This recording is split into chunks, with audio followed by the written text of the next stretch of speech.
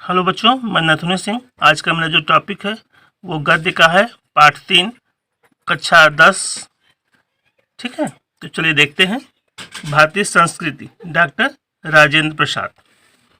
तो देखते हैं उनका जीवन परिचय। देश रत्न डॉक्टर राजेंद्र प्रसाद का जन्म सन 1884 ईस्वी में बिहार राज्य के जीरादेई नामक स्थान पर हुआ था। बिहार राज्य के जीरादेई नामक स्थान पर हुआ था। इनके पिता का नाम, ठीक है, इनके पिता का नाम महादेव सहाय था। इनके पिता क्या नाम था? महादेव सहाय। ये कलकत्ता विश्वविद्यालय से MA और LLB किए थे।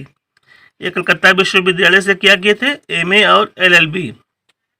यह एक मेधावी छात्र थे। राष्ट्रीय स्वतंत्रता आंदोलन में कई बार जेल गए। ठीक है, राष्ट्रीय स्वतंत्रता आंदोलन में ये कई बार जेल गए। ये भारत के प्रथम राष्ट्रपति रहे। तो ये देखिए, आपको याद रखना होगा कि भारत के ये प्रथम राष्ट्रपति हैं। भारत रत्न से सम्मानित किया गया था। इनकी मृत्यु सन 1963 ईस्वी में हो गई थी। इनकी मृत्यु कब हुई थी? 1963 ईस्वी में। तो ये जीवन परिचय है। अब उनकी कृतियां देखते हैं। ठीक है, तो इनकी रचनाएं हैं। डॉक्टर राजेंद्र प्रसाद की रचनाएं निम्नलिखित है। ऐसे आपको लिखना पड़ेगा हेडिंग डाल के, डॉक्टर राजेंद्र प्रसाद की रचनाएं निम्नलिखित है। उसमें से आपको एक ही लिखना है। मैं यहाँ 2 लिखा हूँ। तो मेरी आत्मकथा, ठीक, बापूजी के कर्मों में, इन दोनों में से किसी एक को लिख दीजिएगा। मेरी आत्मकथा बापूजी के कर्मों में। आइए समझते हैं पाठ का सारांश। ठीक है, पाठ का सारांश। पाठ क्या नाम है? भारतीय संस्कृति। तो डॉक्टर राजेंद्र प्रसाद ने इस पाठ में भारतीय संस्कृति यानी हमारी रहन सहन खान पान के बारे में बताया है। भारतीय संस्कृति मतलब रहन सहन खान पान के बारे में डॉक्टर राजेंद्र प्रसाद ने बताया है। हमारे भारत में विभिन्न जाति धर्मों को मानने वाले लोग हैं। हमारे भारत में विभिन्न जाति धर्मों को लोग मानने वाले हैं, फिर भी हम एक हैं।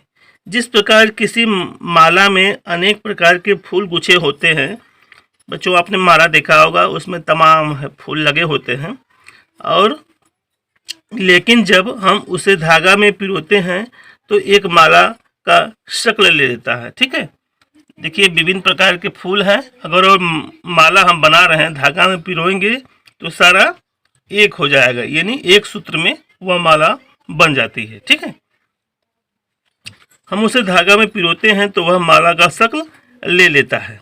ठीक उसी प्रकार भारत में अनेक राज्य हैं। भारत में आप तो जानते ही हैं कि अनेक राज्य हैं, अनेक बोलियां हैं, अनेक धर्म हैं, लेकिन इसके बावजूद हम सब भारतीय हैं।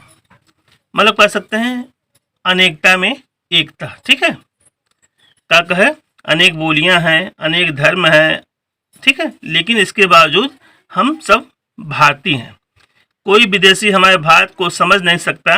वह यही समझेगा कि यह भारत अनेक देशों में बसा है। मतलब जो विदेशी अगर कोई आ जाए हमारे भारत में, तो वह घूम कर जब देखेगा तो उसे लगेगा अरे यार, ये तो भारत जो है, लोग कहते हैं कि यह एक ही है, लेकिन यहाँ तो तमाम बोलियाँ हैं, रहन सहन अलग है।